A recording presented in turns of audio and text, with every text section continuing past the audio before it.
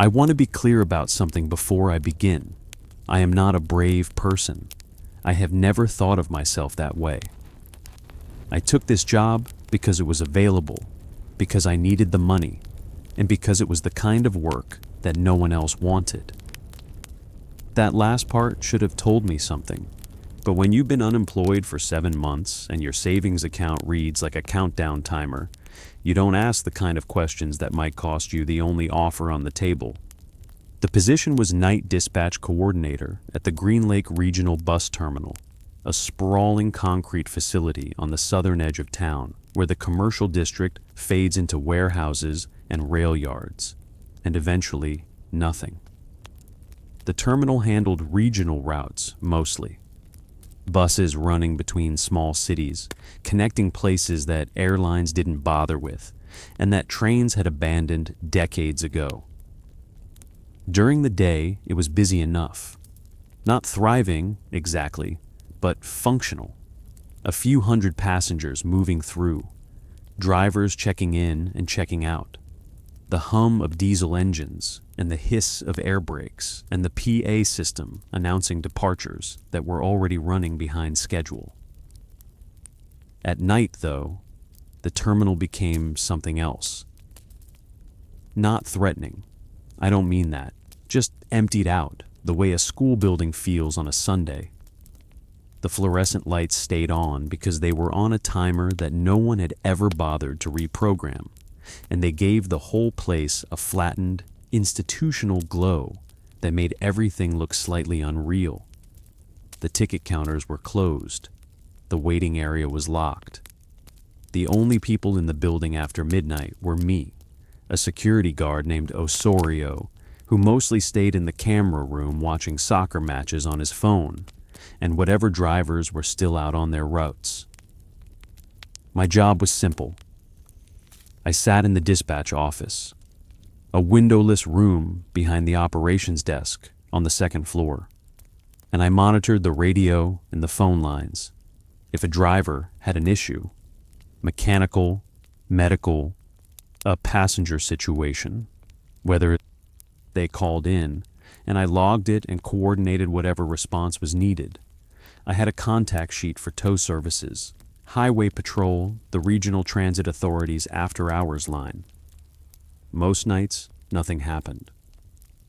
A driver might call around 11 to report a deer on the road outside Welton, or there'd be a schedule question from someone pulling a split shift. By 1 in the morning, the radio was quiet, and I was reading or half dozing in the office chair with the little space heater humming at my feet because the building's heating system had never worked properly on the second floor. I was trained by a woman named Deborah Kolnick, who had held the position for 3 years before moving to a day shift supervisory role. Deborah was thorough and patient and utterly without warmth, which I respected. She showed me the phone system, the logging software, the radio protocols, the binder of emergency contacts, the laminated sheet taped to the desk with route numbers and driver assignments.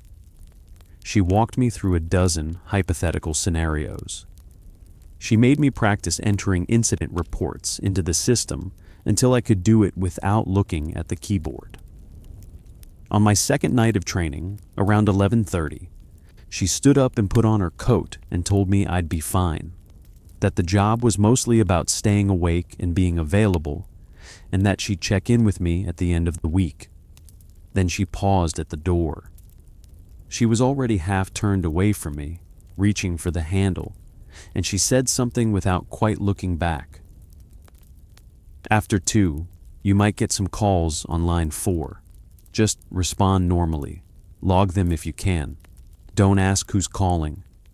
I waited for her to elaborate. She didn't. She opened the door and stepped into the hallway, and the door closed behind her with that slow pneumatic hiss that all the fire doors in the building made. And I was alone. I remember thinking it was a strange thing to say. Line 4 was the external line, the one that rang through from outside the terminal's internal phone system. The other 3 lines were internal. Line 1 connected to the driver radio relay. Line 2 was the security desk. Line 3 was the administrative offices, which were empty at night. Line 4 was just a regular phone number. Anyone could call it. There was no reason to single it out, and no reason to tell me not to ask who was calling, because that wasn't something that I would normally do anyway. When someone calls a dispatch office, you answer with the name of the terminal and your role. You don't interrogate them. But Deborah had said it the way people say things that they've thought about for a while and decided to compress into the fewest possible words. And I could tell from the angle of her shoulders and the way she didn't look at me that she had considered not saying it at all. That first night alone, nothing happened after 2. The phone didn't ring. I sat in the quiet office and drank bad coffee from the machine in the break room and read 80 pages of a paperback I'd brought from home, and at 6 in the morning, the day shift coordinator arrived, and I drove home and slept. The second night was the same, and the third. On the fourth night, at 2:07 a.m., line 4 rang. The sound itself wasn't unusual. It was just a phone ringing. But I'd been sitting in near silence for 3 hours by then, and the ring cut through the room like something physical. I picked up the receiver. Green Lake Terminal, night dispatch. There was a pause. Not dead air. I could hear something on the other end, a faint ambient quality, like the sound of a large empty space, or a road with no traffic. Then a voice. Male. Middle-aged maybe. Calm, but with a flatness to it that I noticed even then. Route 9 is going to be 18 minutes behind schedule at the Hargrove stop. I looked at the clock. Route 9 was an overnight run between Green Lake and a town called Paulson, about 140 miles north. It passed through Hargrove around 2:40. I pulled up the tracking software. The bus was currently on schedule, maybe 2 minutes behind, which was within normal parameters. "Can I ask where you're getting that information?" I said. 18 minutes, the voice repeated. "You'll want to update the system so the connecting route knows." Then the line went dead, not a hang-up. I didn't hear a click. The connection simply ended, the way a call drops when the signal fails. I sat there for a moment. Then I pulled up Route 9's real-time data again, still on schedule. I didn't update anything. I didn't log the call because I wasn't sure what I would write. I made a note on the pad of paper I kept next to the keyboard. 2:07, line 4, male caller, Route 9 delay Hargrove, 18 minutes. And I waited. At 2:41 a.m., the Route 9 driver radioed in. There was an obstruction on the highway outside Hargrove, a piece of farm equipment that had been left partially in the lane. He'd had to stop and wait for an oncoming truck to pass before he could navigate around it. He estimated he'd lost about 15 to 20 minutes. I logged the driver's call. I updated the schedule. I did not log the earlier call on line 4. I want to explain why. It wasn't because I was following Deborah's instructions, not exactly. It was because I didn't know what to do with it. The logging software had fields for caller identification, call source, and incident type. There was no way to enter a call from an unidentified source predicting something that hadn't happened yet. The system wasn't built for that, and I wasn't ready to build a story around it. To go to a supervisor and say, "Someone called and told me something that turned out to be true, and I don't know who they were." That's not a report. That's the beginning of a conversation I didn't want to have. So I wrote it on the notepad, and I went home and I slept, though not particularly well. The next night, line 4 rang at 2:03. Same ambient sound, same voice, same flat, unhurried delivery. The driver on Route 14 is going to call in about a medical issue. Passenger in seat 12, diabetic episode. He'll need an ambulance routed to the Crestline Road pull-off. Who is this? I said. The line went dead. I stared at the phone. Then I pulled up Route 14.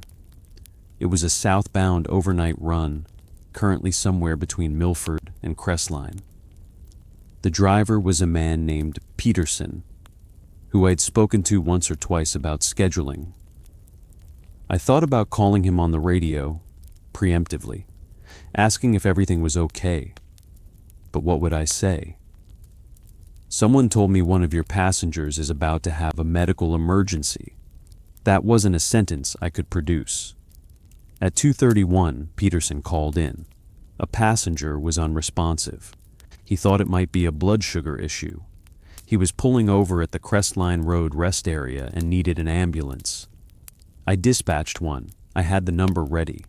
I'd looked it up after the call on line 4, even though I'd told myself I wasn't going to act on it. My hands had done it without my full permission. The way your body will sometimes make decisions that your conscious mind is still pretending to deliberate over. The ambulance arrived in 11 minutes. The passenger survived. I logged Peterson's call, the ambulance dispatch, the outcome. I did not log the call on line 4. That night, after my shift, I sat in my car in the terminal parking lot for 20 minutes before starting the engine. The sky was that pale gray that comes just before sunrise, and the lot was empty except for 2 maintenance vehicles and Osorio's sedan. I kept thinking about the voice on the phone. Not what it had said, but how it had said it. There was no urgency, no emotion, no identification. It spoke the way a system reads back a status update. It spoke the way a recording speaks. But it wasn't a recording. It had responded to my question. Or rather, it had responded to the fact that I had asked a question by ending the call. It was aware of me. It just didn't care about me. Not really. I was a relay point, a node in some process I hadn't agreed to be part of. I went home, I showered, I lay in bed and watched the ceiling, and eventually, I slept. Over the next 2 weeks, the calls continued. Always after 2, always on line 4, always the same voice, though I began to wonder if it was truly the same voice, or if I was projecting consistency onto something that was actually slightly different each time.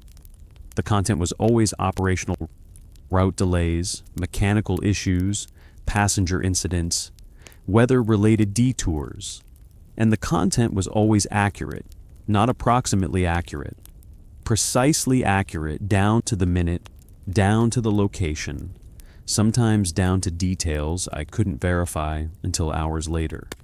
One night, the voice told me that the 2:15 departure to Callaway would be canceled due to a fuel line issue that the mechanic wouldn't find until the pre-departure check. There was no 2:15 departure to Callaway on the schedule. I almost dismissed it. Then I checked the next day's early morning schedule and found that a 2:15 departure to Callaway had been added that afternoon, after I'd printed my nightly schedule sheet.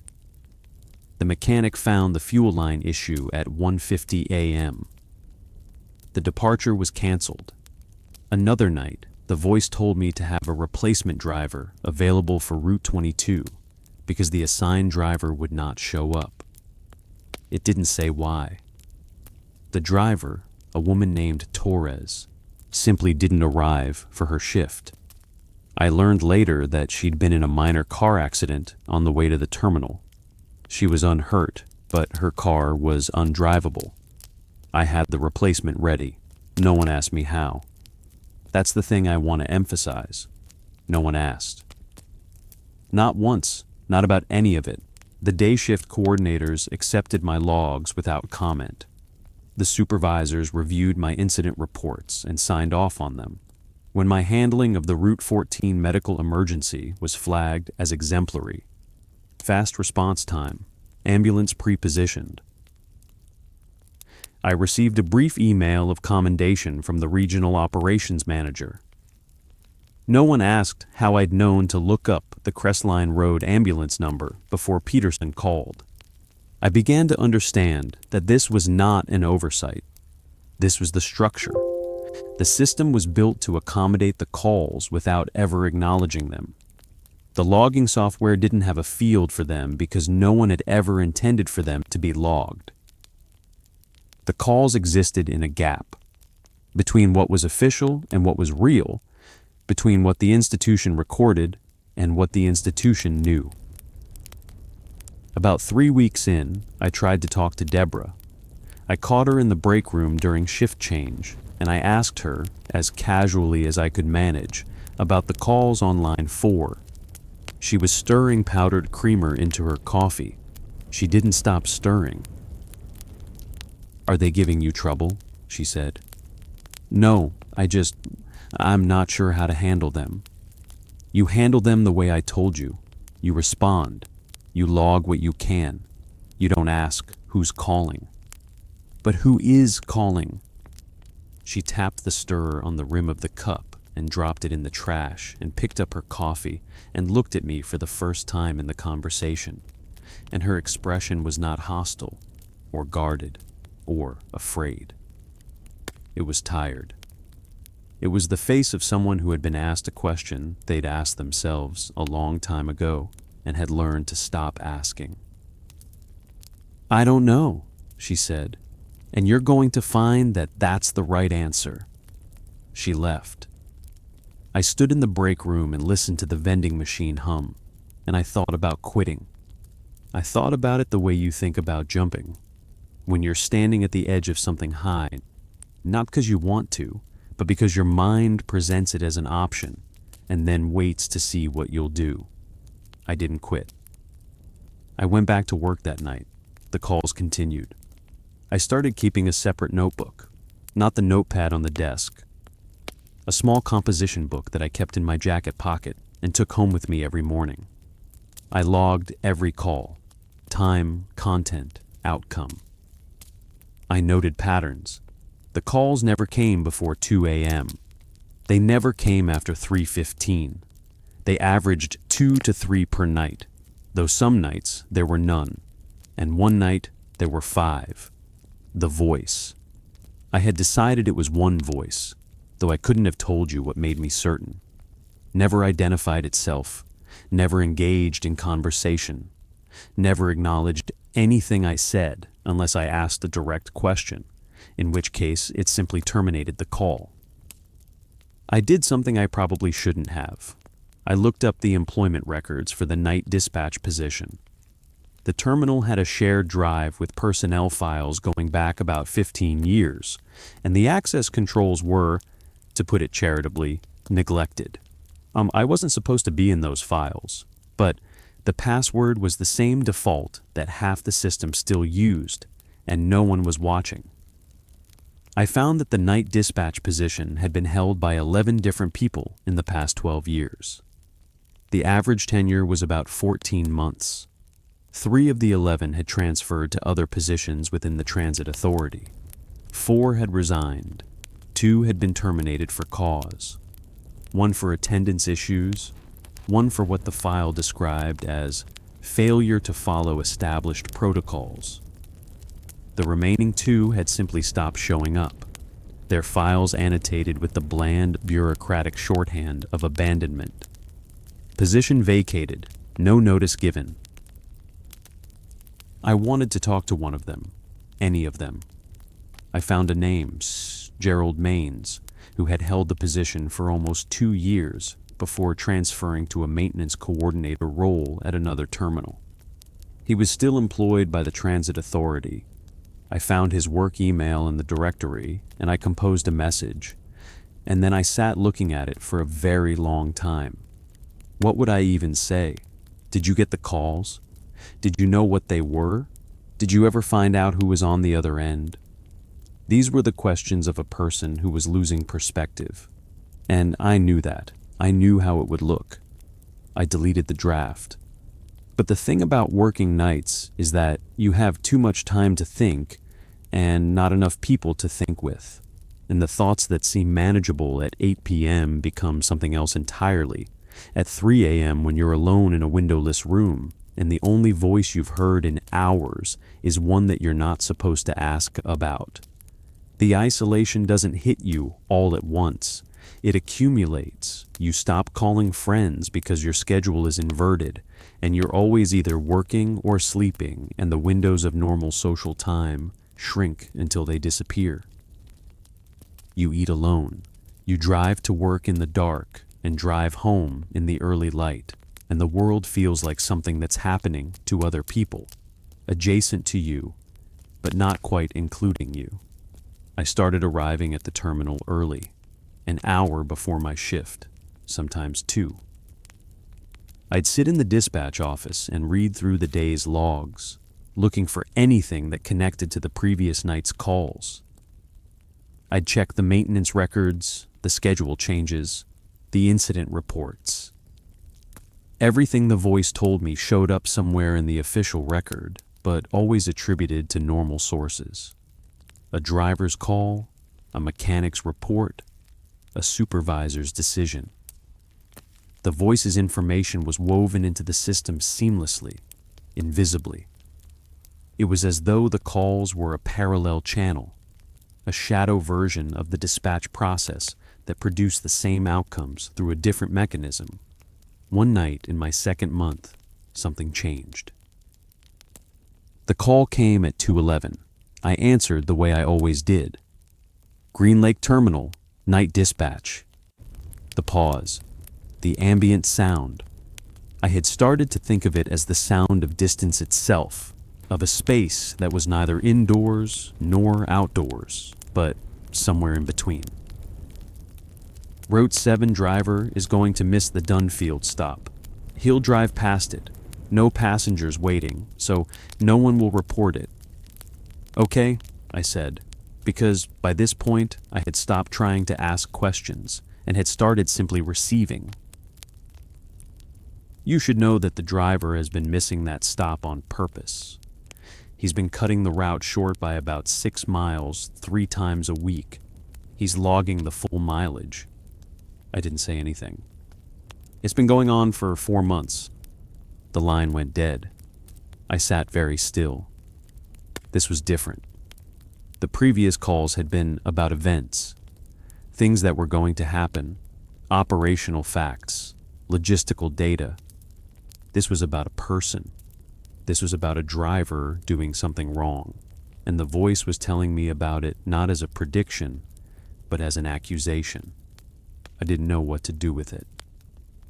I checked the Route 7 logs for the past 4 months, running mileage totals against the route distance, and the numbers didn't add up. The discrepancy was small enough that it wouldn't trigger an automatic flag, maybe 40 miles a week, but it was consistent. The driver, a man named Fulton, was indeed cutting the route short.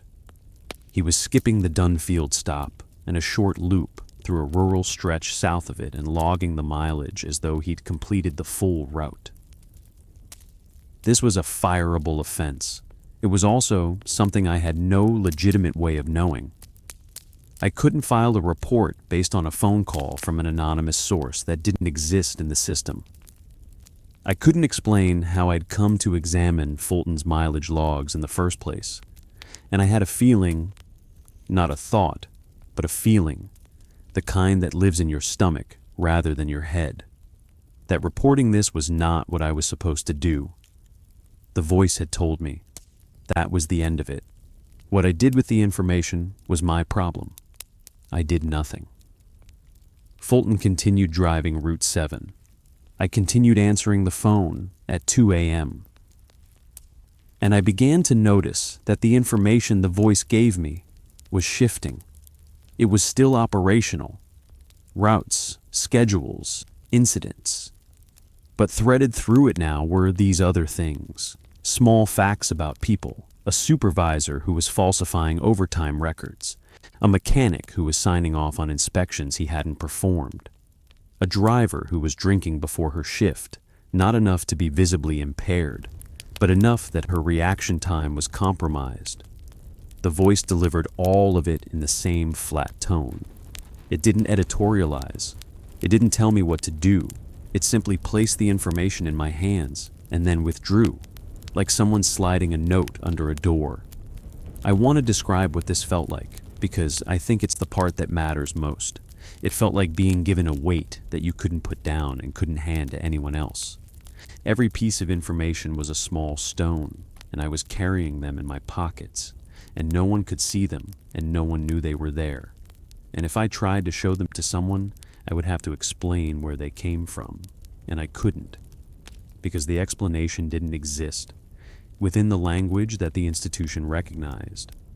The calls weren't real because the system said they weren't real. And so the things I knew weren't things I knew. They were things I imagined or invented or hallucinated during long nights alone in a windowless room. And if I persisted in claiming otherwise, then I was the problem. I began to understand the 11 people who had held this job before me.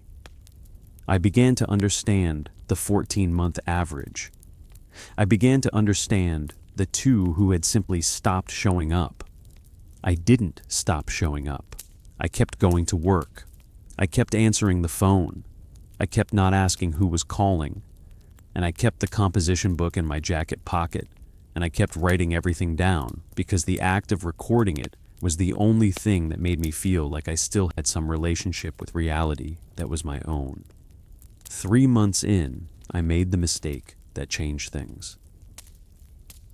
I answered the 2 a.m. call, 2:04 to be exact. And the voice said, "The eastbound Route 11 is carrying a passenger who left a bag under seat 14. The bag contains medication that the passenger needs. She'll realize it's missing when she gets to her stop in Brennan. You should have someone retrieve it." And I said, without thinking, because I was tired and because 3 months of this had worn down the membrane between what I thought and what I said. "How do you know what's under seat 14? The silence that followed was different from the usual pause. It was attentive. I felt it listening to me, if that makes sense. And I know it doesn't, because a silence can't listen. But I don't have a better way to describe the quality of the air in that room in the seconds after I spoke. It was as though the space around me had tightened by 1 degree. Then the voice said something it had never said before. "You already know the answer to that." And the line went dead. I put the phone down. My hand was shaking, not dramatically. A fine tremor, the kind that comes from adrenaline rather than fear, though maybe those are the same thing. I retrieved the bag. I coordinated with the Brennan terminal to get the medication to the passenger. I logged it as a routine lost and found item, and I went home and sat in my apartment and stared at the composition book and tried to decide whether the voice was right. Did I already know? I think what it meant, what I came to believe it meant over the following days and weeks, was that I had been asking the wrong question. I had been asking who was calling, as though the answer were a name, a person, a source that could be identified and confronted and either validated or dismissed. But the voice wasn't a who. The voice was a function. It was part of the system the same way I was part of the system, the same way the drivers and the routes and the schedules and the logging software were part of the system. It existed because the system required it to exist. It knew what it knew because the system knew it. And the system knew everything, not because it was omniscient in some mystical sense, but because systems that have been running long enough accumulate a kind of knowledge that no individual within them possesses, a composite awareness built from patterns and data and repetition and the slow accretion of information that no one person is responsible for gathering, but that the structure itself holds. I'm aware of how that sounds. I'm aware that it's not really an answer, but it's what I arrived at, and it's what allowed me to keep doing the job. There was something else, though, something I haven't mentioned yet, because I've been circling around it the way you circle around a thought that you don't want to have. In my 4th month, I was in the shared drive looking for a maintenance report, and I found a folder I hadn't seen before. It was nested deep in the directory structure, inside a subfolder of a subfolder of the operations archive, and it was labeled with a string of numbers that didn't correspond to any filing convention I recognized. Inside were audio files, dozens of them. They were recordings of phone calls, each one labeled with a date and a time, and the times were all between 2 and 3:15 a.m. The dates went back 9 years. I listened to the first one. It was the voice, the same voice, or close enough, talking to someone who was not me, telling them about a route delay. The dispatcher on the recording responded with a simple, "Copy that," and the call ended. I listened to another, same voice, different dispatcher, a mechanical issue on Route 3. The dispatcher asked, "Who is this?" and the line went dead. I listened to 6 more. Then I stopped because my hands had gone cold, and my vision was doing that thing it does when you're on the edge of panic, where everything looks slightly too sharp and too close. And I realized that I wasn't supposed to be hearing this, not because it was secret, but because knowing it existed changed what the calls meant. They weren't anomalies. They weren't glitches. They were infrastructure. They were as much a part of the terminal's operations as the buses themselves. Someone, or something, or some process that I couldn't name, had been calling the night dispatcher at Green Lake Terminal for at least 9 years, providing accurate operational information, and the institution had absorbed this into its functioning without ever formally acknowledging it. The recordings existed but weren't cataloged. The calls happened but weren't logged. The dispatchers knew but didn't talk. And the reason no one talked wasn't fear, exactly. It was something more mundane and more powerful. It was the understanding that talking about it would require the institution to either explain it or deny it. And it could do neither, so the only tenable position was silence. I closed the folder. I went back to my desk. I never opened it again. After that night, something shifted in me. I don't think it was a single moment of decision. It was more like a settling, the way sediment settles in water that's been disturbed and then left alone. The agitation didn't disappear. It just sank below the surface, and what was left on top was something that looked like calm, but felt, on the inside, like resignation wearing the mask of professionalism. I stopped keeping the composition book, not because I had decided the information wasn't worth recording, but because the act of recording it had started to feel like resistance, and resistance required a belief that there was something to resist against, and I was no longer sure that was the case. The calls were the job was the calls. The fact that they couldn't be explained didn't make them less real, and the fact that they were real didn't mean they needed to be explained. I answered the phone. I responded. I didn't ask who was calling. Months passed. The calls continued with their usual regularity. I developed a rhythm with them, the way you develop a rhythm with any recurring element of your work. I kept a mental tally of the information they provided, and I used it efficiently. My incident response times were excellent. My shift reports were clean. I received another commendation email. I was by every metric the institution cared about a model employee. Sometimes I thought about the driver, Fulton, and his shorted route. He was still doing it. I checked occasionally, not out of moral concern, but out of a habit I couldn't break. And the numbers were still wrong, and no one had noticed. And I hadn't reported it, and the voice hadn't mentioned it again. I thought about the mechanic who was signing off on incomplete inspections, and the supervisor with the overtime records, and the driver who drank before her shifts. I knew these things. I carried them. I did nothing with them. They were stones in my pockets, and I had learned to walk with the weight. One night, about 6 months in, I passed Osorio in the hallway on my way to the dispatch office. He was coming from the camera room with his thermos and his phone, and he nodded at me the way he always did. And then he stopped. "You doing all right up there?" he said. "Fine," I said.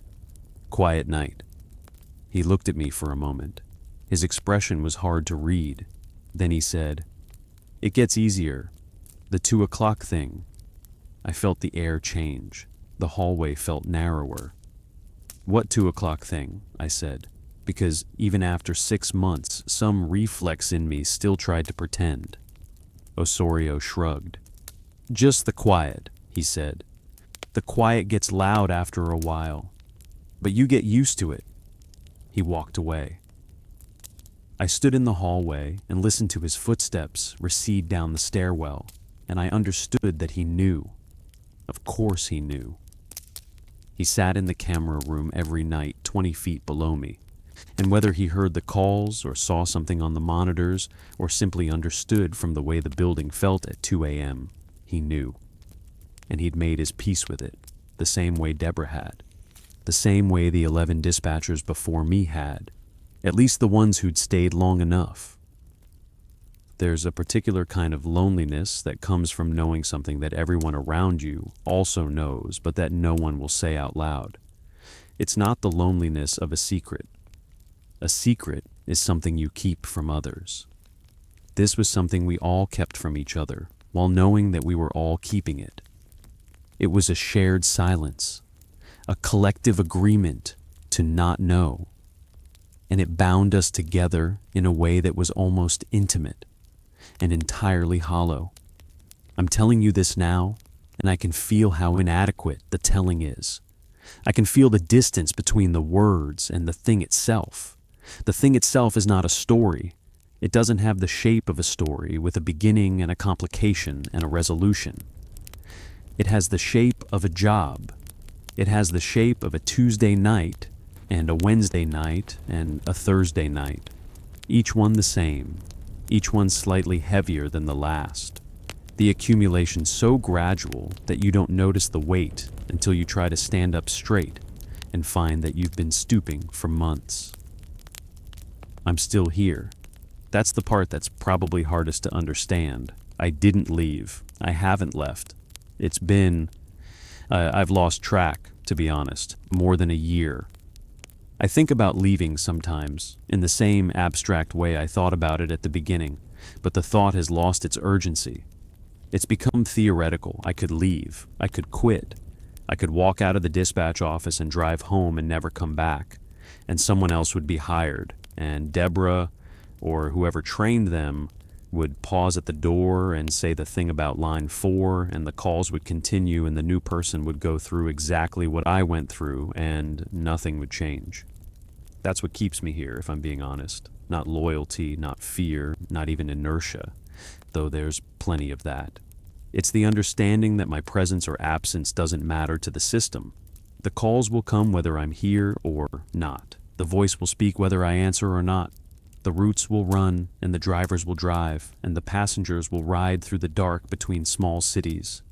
And the information will flow through whatever channel is available, and if I'm that channel, then I'm that channel, and if I'm not, someone else will be. Last week, something happened that I've been turning over in my mind. A new security guard started. Young guy, early 20s, replacing Osorio, who had retired. His name was Marcus. On his third night, he came up to the dispatch office around 1:30 to introduce himself, and we talked for a few minutes about nothing. The building, the shift, the coffee machine, the heating system. He was friendly.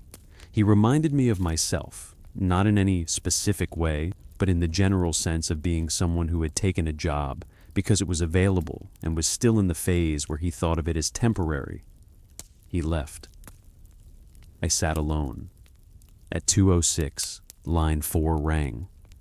Green Lake Terminal, night dispatch. The pause, the distance, the sound that wasn't quite silence. Route 19, 7 minutes late into Gracemont. Fog on the eastern corridor. Copy, I said. I'd started saying that. Copy, like the dispatcher on the 9-year-old recording. I don't remember when I started. The new security guard is going to hear the phone, the voice said. He'll ask you about it. The line went dead. I sat there. I waited. At 2:40, Marcus appeared in the doorway. He had an odd look on his face, tentative, a little embarrassed. Hey, he said. Sorry, this is going to sound weird, but do you get calls this late? I could hear the phone ringing from the stairwell. I looked at him. He was young and he was awake, and he was still in that phase where things that seem strange are worth asking about, and I felt something that I think was envy, but might have been grief. Sometimes, I said. It's just operational stuff. Drivers checking in. He nodded. He seemed relieved. He went back downstairs. I sat in the office. The space heater hummed. The fluorescent lights buzzed at a frequency just below hearing. The logging software glowed on the monitor, cursor blinking in the empty entry field, waiting for data that I would enter from sources I would never name. At 2:58, line 4 rang again. I picked up the receiver. Green Lake Terminal, night dispatch. The pause. He'll ask again, the voice said. Next week, he'll hear it again and he'll come upstairs and he'll ask you directly what the calls are. I closed my eyes. When he does, the voice said, tell him not to ask who's calling. The line went dead. I put the phone down. I entered the Route 19 delay into the system. I leaned back in the chair and listened to the building breathe around me. The heating ducts, the electrical hum, the vast concrete emptiness of a place designed for movement, frozen in the stillness of the middle of the night. I thought about what I would say to Marcus. I thought about the words Deborah had used, and the words I would choose, and whether they would be the same words or different ones. I thought about the 11 people before me and the people who would come after, and the recordings in the hidden folder, and the composition book that was now in a drawer in my apartment, and the stones in my pockets, and the weight I'd learned to carry, and the voice that knew what I would do before I did it, because the system knew, because the system always knew, because that's what systems do.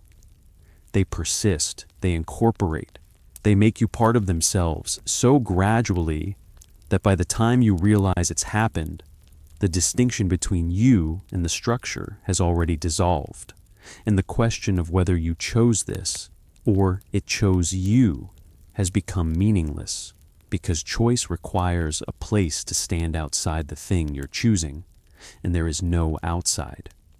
There hasn't been for a long time. I opened my eyes. I checked the clock. 3:14 a.m. One more minute and the window would close and the rest of the night would be ordinary. Just dead air and cold coffee and the slow crawl toward dawn. 3:15 came. The phone was silent. The night settled into its final stretch. I waited for morning. I waited the way I always wait now.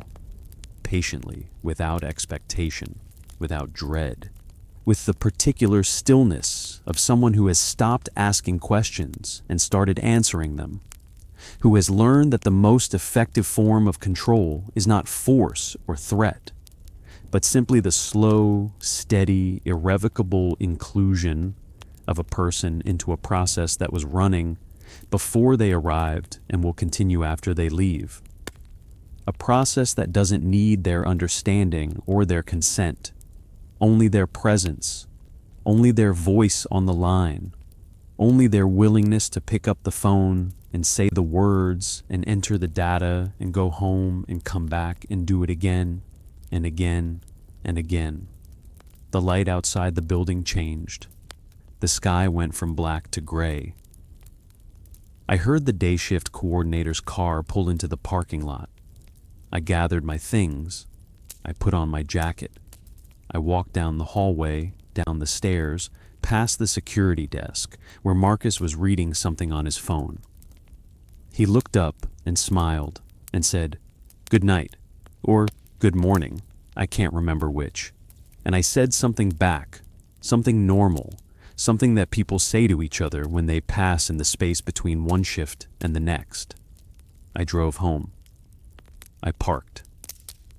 I sat in the car for a while the way I always do, not because I need the time, but because the transition between the terminal and the rest of the world requires a moment of adjustment, a brief recalibration, a pause in which I let the night settle into the place where I keep it, below the surface, out of sight, where it doesn't interfere with the daylight hours and the ordinary tasks of being a person in the world.